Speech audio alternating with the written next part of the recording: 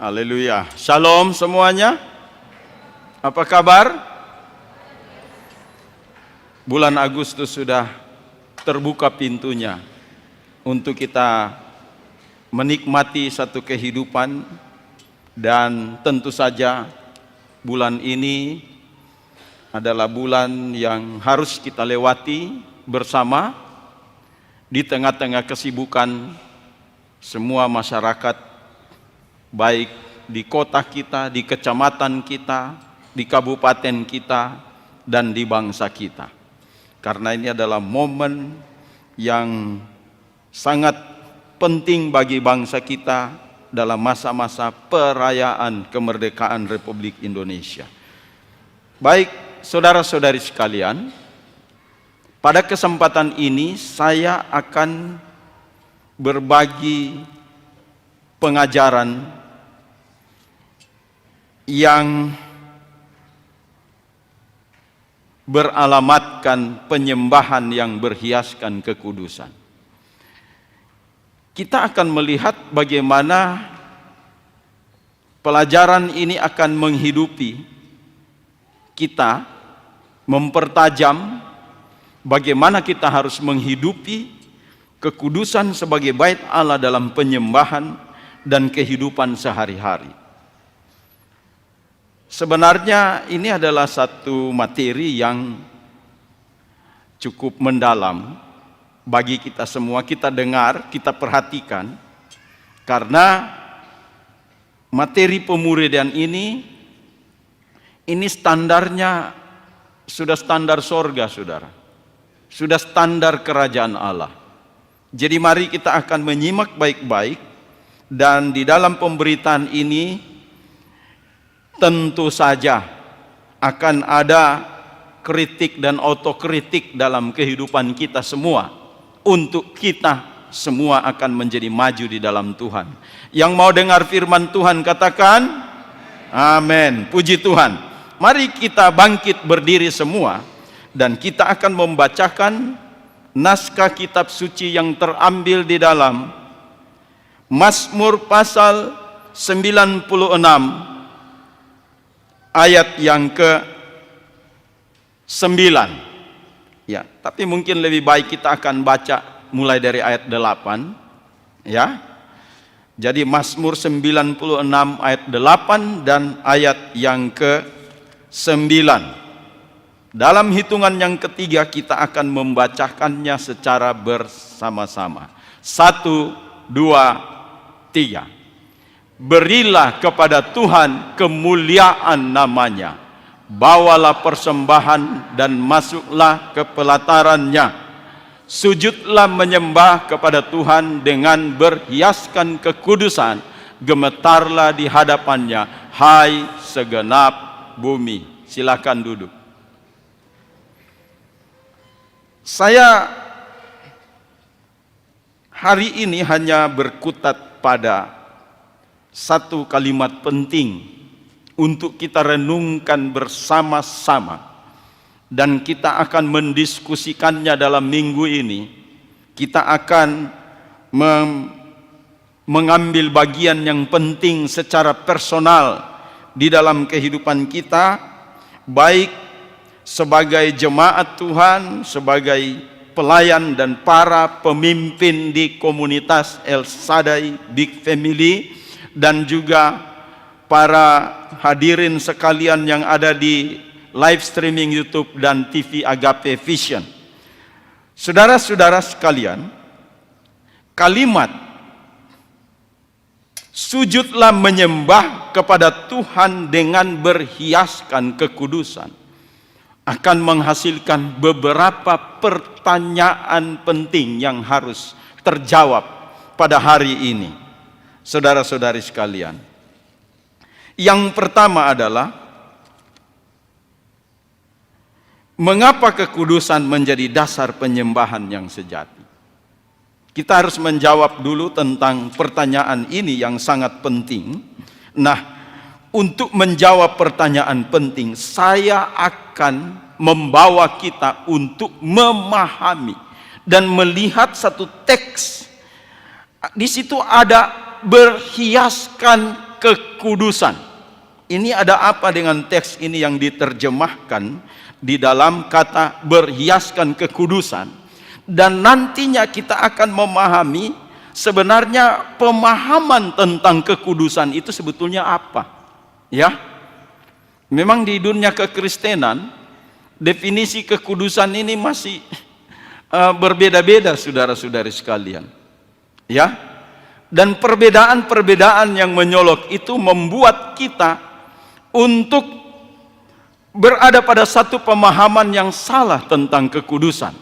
Nah, pada kesempatan ini saya akan mulai mengajak kita dan akan menggali bersama-sama tentang hal kekudusan. Berhiaskan kekudusan itu ditulis atau diterjemahkan dari naskah aslinya, yaitu Behadrat Kodesh. Behadrat itu diambil dari kata hadar, ya, dalam bahasa Ibraninya, yang berarti keagungan, kemuliaan, keindahan, kemegahan, atau kemuliaan yang terpancar karena keluhuran. Itu yang disebut arti dari kata hadar. Jadi kemuliaan, keagungan. Jadi diterjemahkan kata berhiaskan. Ya, kadangkala kita hanya membatasi perhiasan itu hanya sebatas artistik, nilai-nilai seninya. Wah, ini bunga apa? Mimbar di bagian sudut-sudut bagian depan itu harus ada bunga, supaya kelihatan ada nilai-nilai seninya. Ini para dekorator di ruangan melakukan hal ini, ya. Tapi di balik dari itu kita tidak memahami bahwa di dalam teks Ibraninya bukan hanya sekadar nilai artistik, saudara. Bukan hanya sekadar menyenangkan di mata orang-orang yang melihat, tetapi dari kata hadar ini mengandung satu pengertian yang penting yang belum pernah dikorek, diutak-atik, mungkin jarang diutak-atik oleh orang. Dan dari kata hadar ini saya harus memunculkan pengertian yang disebut dengan rasa hormat.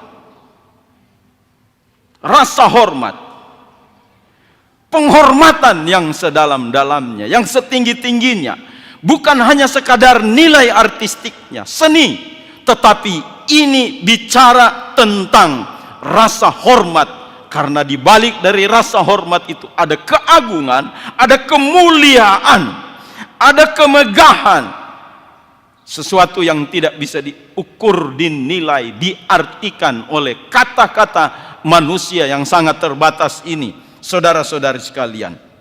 Kemudian kata yang kedua adalah kodes atau hak kodes, kudus.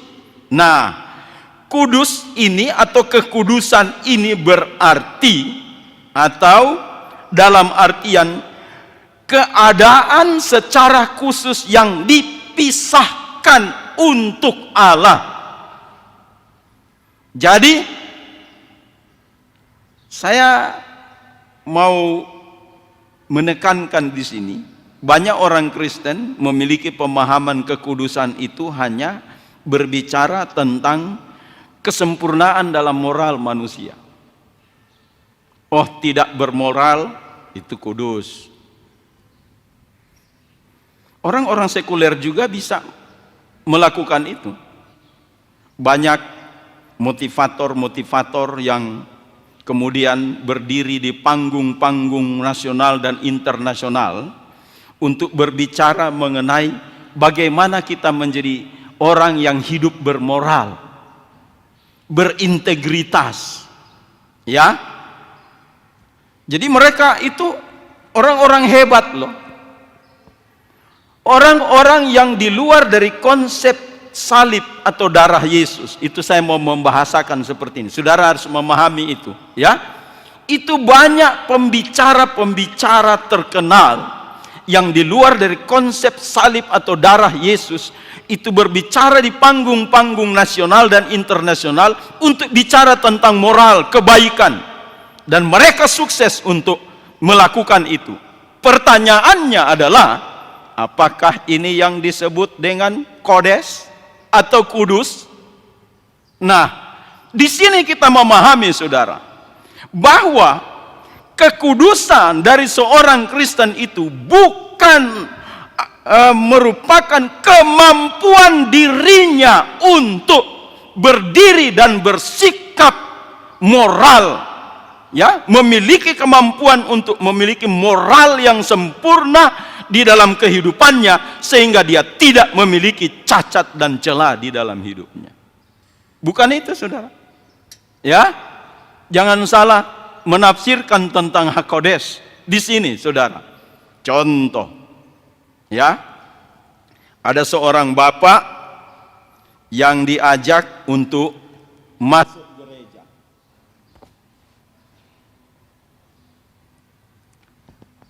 Diajak untuk masuk gereja. Lantas bapak ini mengatakan begini, waduh, sorry bro, saya mau hidup benar dulu, baru saya mau masuk gereja. Kalau saya mau membahasakannya begini, saudara, sorry Pak Pendeta, saya belum kudus, moral saya belum bagus, cara saya bersikap belum bagus, jadi saya belum layak untuk menginjak gereja.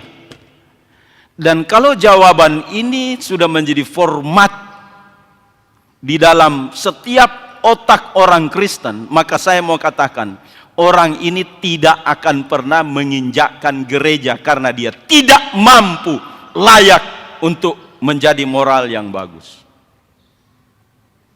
Kadang-kala begitu, oh saya masih begini, saya mau hidup benar dulu, baru masuk di dalam gereja.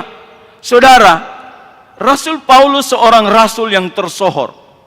Apa yang dia katakan di dalam Roma pasal 7 ayat 21, di dalam hidupku ini ada dua hukum yang bertentangan di dalam hidupku.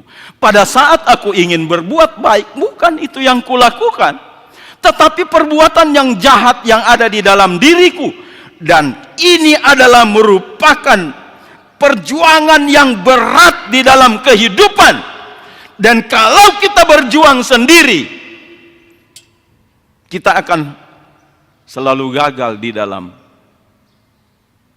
mengiring Tuhan. Tidak akan pernah kita akan injak gereja kalau kita standarnya itu, saudara-saudari sekalian. Saya mau kasih tahu, tidak akan pernah. Dan kalau ada jawaban-jawaban seperti itu, saya bisa pastikan bahwa orang ini sangat sulit untuk mau menginjakkan kaki di dalam gereja karena standarnya itu. Nah, contoh yang kedua, tadi jemaat yang tidak aktif. Kemudian yang kedua, pelayan Tuhan. Pelayan Tuhan. Oh, saya belum layak untuk ada di altar, di sini, di mana, sehingga berbagai macam alasan-alasan yang menerpa di dalam dirinya untuk supaya dia mau terbebas dari itu. Oh, saya belum layak. Nanti saya sudah mau ada mood kelayakan baru datang. Tapi kalau tidak, ya sudah. Jadi cuma begini, maju mundur dia. Timbul tenggelam. Kenapa? Karena dia mulai mempercayakan dirinya sendiri untuk mampu melakukan segala sesuatunya itu. Nah, mari kita membedah arti kekudusan di sini. Kalau di dalam kodes, yang berarti adalah keadaan dipisahkan secara khusus, kita sendiri yang mengambil bagian untuk memisahkan diri dan masuk di dalam anugerah Tuhan. Nanti dia yang membereskan segala sesuatu. Makanya arti kekudusan itu selalu identik dengan pengorbanan darah Yesus di kayu salib. Maka di dalam Roma pasal 7, Itu setelah Rasul Paulus mengungkapkan ketidakmampuannya di dalam perjuangan untuk menolak semua hal-hal yang tidak benar di dalam kehidupannya. Kemudian dia menyerah. Kemudian ada kalimat di situ dikatakan, aku ini manusia apa? Celaka. Kenapa? Karena tidak akan pernah kita dengan kemampuan kita sendiri untuk masuk ke dalam konsep kekudusan ini. Baru di dalam ayat yang ke-25, ayat yang ke-7 itu, maka ini adalah kegembiraan, jawaban yang pasti di dalam arti tentang kekudusan. Syukur kepada Allah oleh Yesus Kristus, Tuhan kita yang sudah mencurahkan darahnya untuk kita. Jadi semua pembasuhan dari ketidaksempurnaan kita untuk menghadapi perjuangan-perjuangan di dalam kehidupan kita, kita hanya dituntut untuk buka hati dan mengambil keputusan untuk masuk di dalam anugerah Allah, di dalam darahnya yang tercurah di Golgota. Kalau engkau sudah menyiapkan, membuka hatimu untuk itu, maka seseorang yang menjawab tadi, oh tunggu saya mau hidup kudus dulu, dia akan rubah jawabannya begini, terima kasih Pak Pendeta sudah mengingatkan saya. Saya ini orang yang penuh dengan banyak dosa, penuh dengan kekurangan, dan kekurangan ini saya tidak mampu mengatasi. Maka saya akan melangkahkan kaki untuk masuk di dalam gereja Tuhan, dan pada saat itu darahnya akan membasuh seluruh kehidupan saya, dan semua kelemahan-kelemahan saya taruh di kaki Tuhan. Maka dia yang akan melakukan dengan sempurna. Katakan amin. Jadi di sini kita melihat bahwa pengampunan dosa tidak bisa dibayar dengan perbuatan baik kita. Ingat saudara, kita tidak akan pernah menjadi hidup kudus kalau kita berjuang dengan keadaan kita sendiri. Tapi kalau kita menyerahkan hidup kita untuk melihat satu salib, mungkin ini perdebatan juga. Saya melihat di YouTube, kenapa lambangnya orang Kristen itu harus salib? Bukankah salib itu menjijikkan? Salib itu adalah tanda bagi orang yang tidak layak untuk hidup normal sebagai manusia, dan ini adalah tanda di mana penjahat besar yang sudah tidak bisa ditoleransi kejahatannya, dia harus ada tergantung di salib. Tapi bagi orang Kristen, salib itu adalah, di situ ada sosok pribadi yang tidak berdosa, tetapi sudah dijadikan dosa karena dia gantikan dosa seluruh manusia. Dan kemudian dari salib itu ada darah yang kudus, suci tercurah di situ. Jadi orang Kristen harus mampu melihat, menyerahkan dirinya untuk melihat salib, di mana di salib itu ada darah yang tercurah. Katakan amin, saudara. Ini adalah rumus yang sangat benar. Jadi salib juga itu bicara tentang kepemilikan Tuhan. Makanya kalau kita sudah menyerahkan diri kita secara total di dalam kehidupan salib, maka formulasinya berbeda. Formulasi kehidupan ini berbeda, saudara-saudara sekalian, berbeda. Kenapa? Karena 2 Korintus pasal 5 ayat yang ke-17 berkata begini. Jadi siapa yang ada di dalam Kristus, ia adalah apa? Ciptaan yang baru. Jadi sudah kita di dalam satu kebaruan kehidupan kita, ciptaan yang baru. Yang lama sudah berlalu, sesungguhnya yang baru sudah datang. Saya selalu sentil ayat-ayat ini, sangat penting. Yang paling ekstrim lagi begini, saudara. Galatia pasal 2 ayat 20. Ya. Galatia pasal 2 ayat 20 itu saya pikir ini hidup menjalani kehidupan yang sangat ekstrim di dalam Kristus. Ya, apa bunyinya di situ? Ya, namun aku hidup. Tetapi jemaat sendiri yang baca.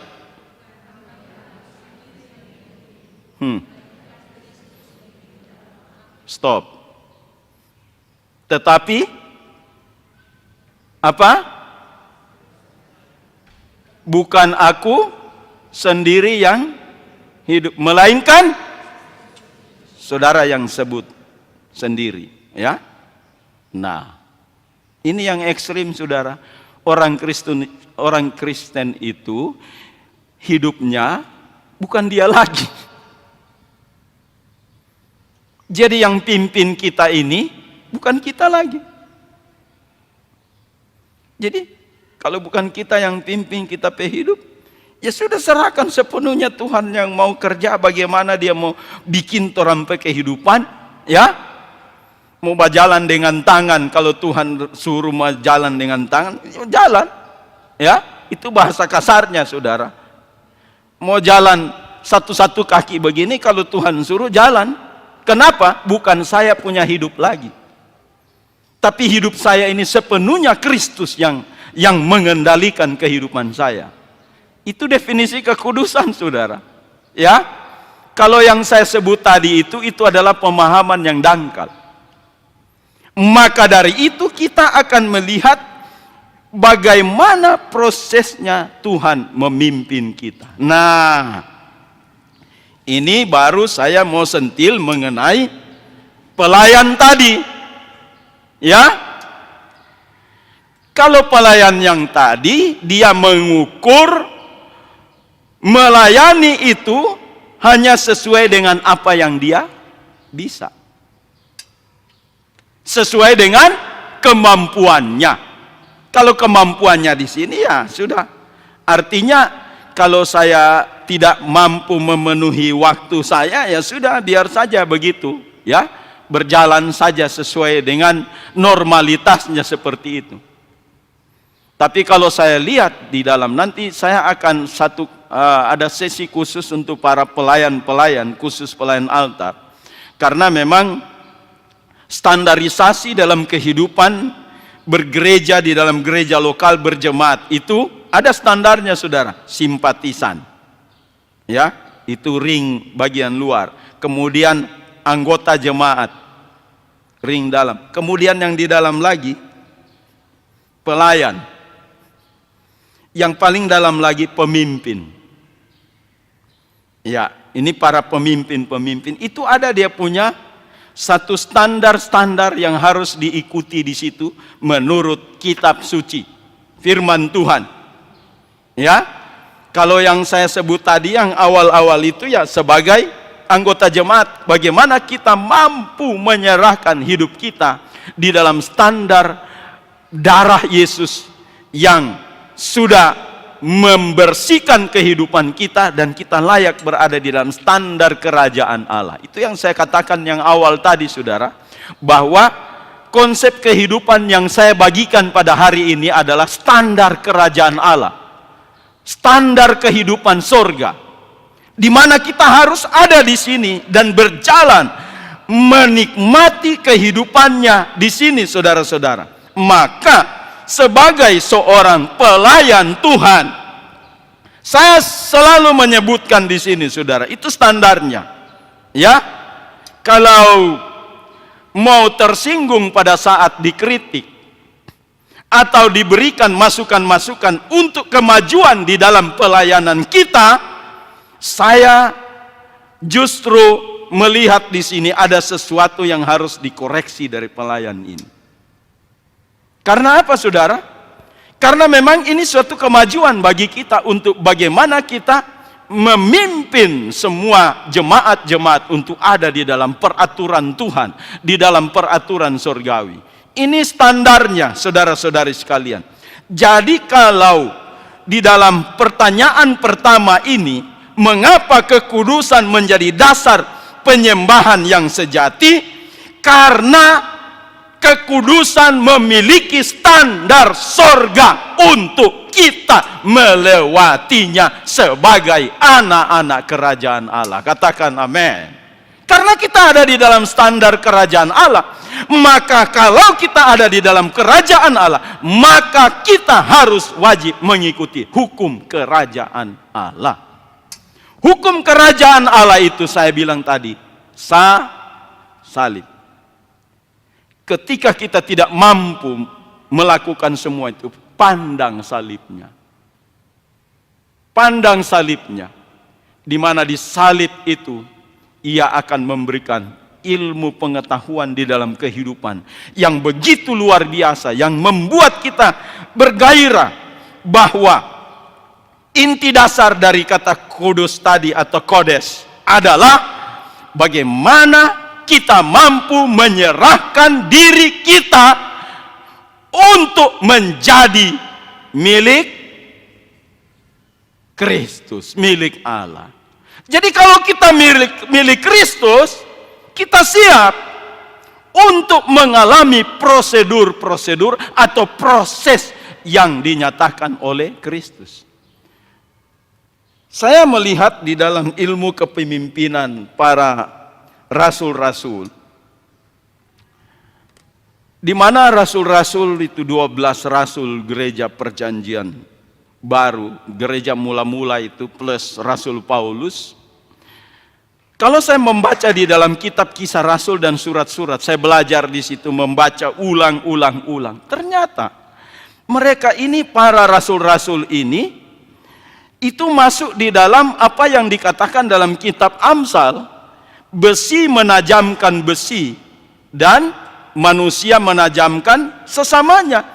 Itu rasul-rasul itu mereka saling tegur, saudara. Dan cara menegur rasul-rasul itu orang tulis surat. Sampai jemaat sampai masa kini tahu apa persoalan mereka di masa yang lampau. Tapi pertanyaan saya, apakah mereka tersinggung? Tidak. Ya, padahal sudah tulis surat. Rasul Paulus bilang, Petrus kunasihati. Ya. Secara terang-terangan dia munafik. Wah, ini kalau kalau saya pikir pendeta-pendeta sekarang masih sama-sama pendeta-pendeta, apalagi kalau sama majelis pusat, majelis daerah, saling baku tegur, kemudian diumumkan di dalam tulisan. Wih, kira-kira mampu tidak ini ya? Tapi pada akhir dari surat-surat mereka apa? Jemputlah saudaraku, si A, si B, Rasul Petrus, dia adalah berguna bagimu. Itu Rasul Petrus bilang begini. Ya, padahal dia pernah ditegur mati-matian di depan umum, dibilang munafik ngana Petrus. Itu Rasul Paulus bilang. Tapi surat Petrus mengatakan begini, walaupun Paulus itu karena dia punya pemahaman, pengetahuan tinggi, agak sulit dimengerti, tetapi dia adalah saudara yang kita harus perhatikan. Lihat baik-baik pengajarannya. Ini pengakuan Petrus. Siapa tidak kenal Markus?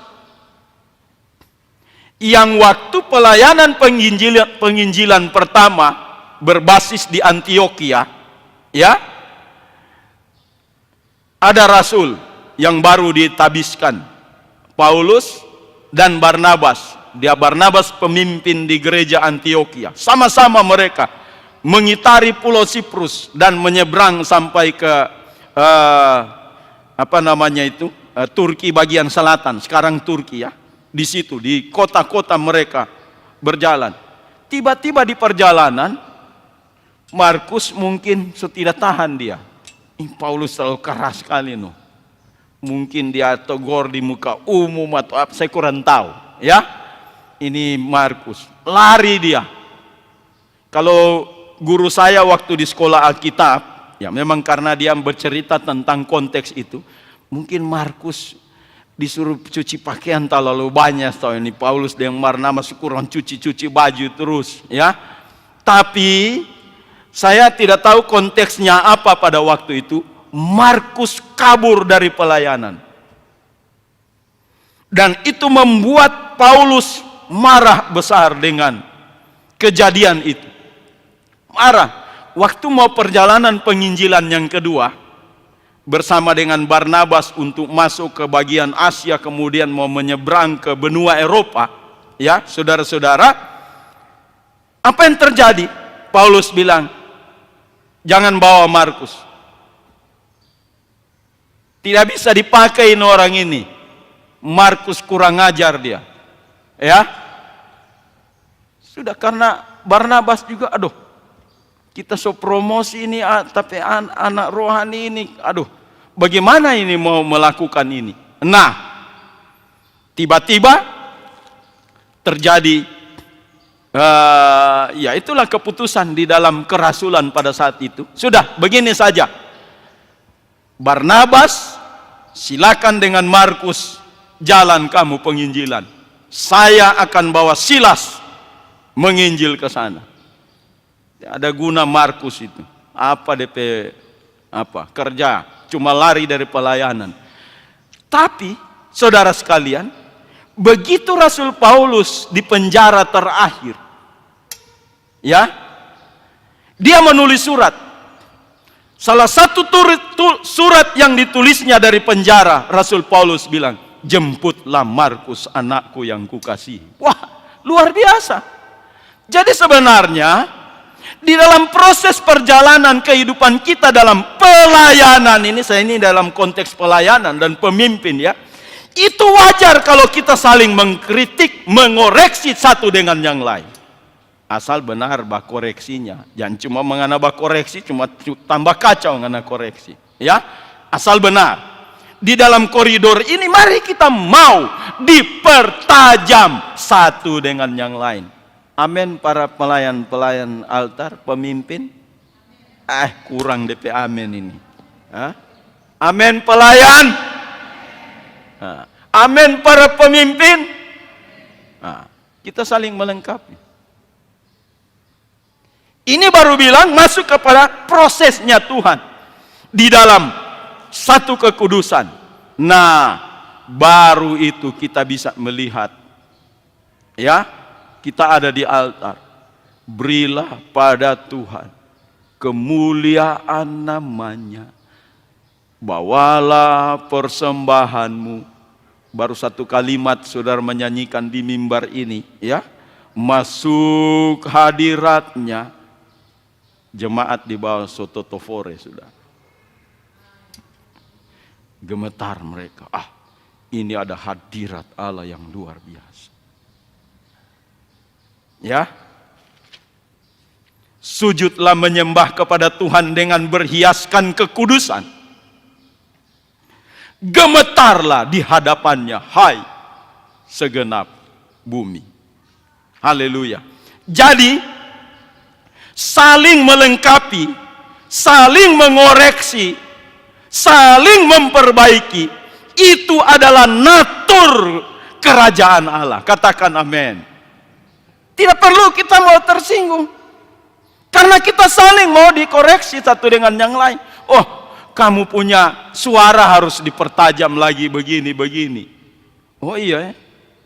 Nah, nanti juga ke depan kalau misalnya ya pelayan altar, singers dan lain sebagainya ini, saya mau ambil referensi nantinya ke depan. Misalnya siapa yang pimpin pujian, siapa yang singers, saya suruh nonton ulang di live streaming YouTube, ya, di YouTube-nya. Nonton ulang di mana kamu punya bagian-bagian yang salah di situ. Lihat baik-baik, ya. Posisinya atau tak geser ke sana kemari. Ya, karena memang kita juga melayani untuk juga di umum, saudara. Mereka juga mendapatkan berkat-berkat dan anugerah. Saya terus terang untuk supaya diperlengkapi terus dengan hal ini, saya selalu menonton ulang ketika saya berkhotbah di mimbar ini, saudara.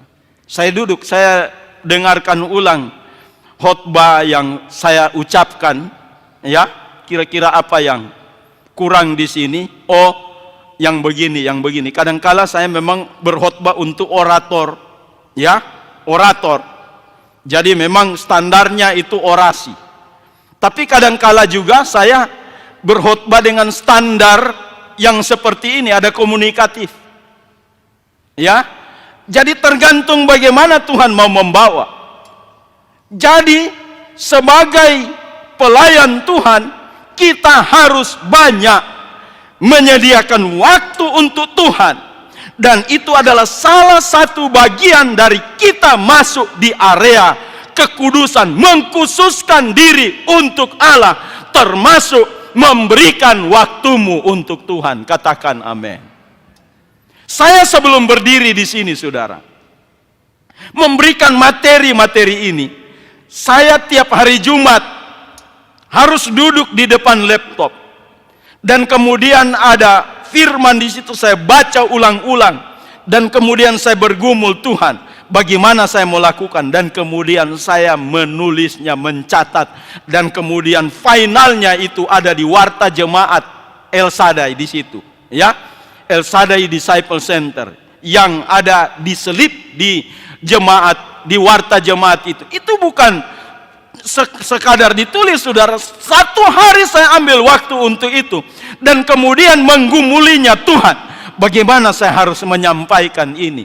Itu ambil waktu khusus, ya. Setiap kita yang ada di dalam anugerahnya, di dalam kemurahannya, maka saudara-saudara, kita harus tahu bahwa bagaimana kita berilah kepada Tuhan itu persembahan, kita sujud menyembah kepada Tuhan dengan berhiaskan kekudusan. Nah, setelah dari sini, saudara-saudara, apa yang kita mau terapkan di dalam kehidupan kita? Ini cuma satu pertanyaan yang terjawab pada kesempatan hari ini. Saya percaya bahwa kita harus menyimaknya baik-baik. Jika dulu umat Tuhan datang ke bait Allah untuk menyembah, maka sekarang kitalah bait Roh Kudus. Ingat, jadi kita adalah bait Roh Kudus. Artinya, kekudusan bukan hanya dikenakan ketika kita memasuki gerbang gereja, tetapi harus menjadi pakaian rohani kita yang dikenakan setiap hari. Katakan amin. Setiap hari. Jadi datang di sini dengan memberi diri dikhususkan kepada Tuhan, dan juga baik di rumah, di mana saja. Penyembahan tidak dimulai ketika musik dimainkan. Saya mau katakan, saudara, penyembahan dimulai ketika hati kita memilih hidup kudus. Kita memilih. Penyembahan tidak berakhir ketika ibadah selesai. Penyembahan berlanjut ketika kita bekerja dengan jujur, berbicara dengan kasih, mengampuni sesama, menjaga kekudusan pikiran, menggunakan tubuh sebagai alat kebenaran, dan hidup dalam ketaatan kepada firman Tuhan. Tuhan Yesus memberkati kita sekalian. Haleluya.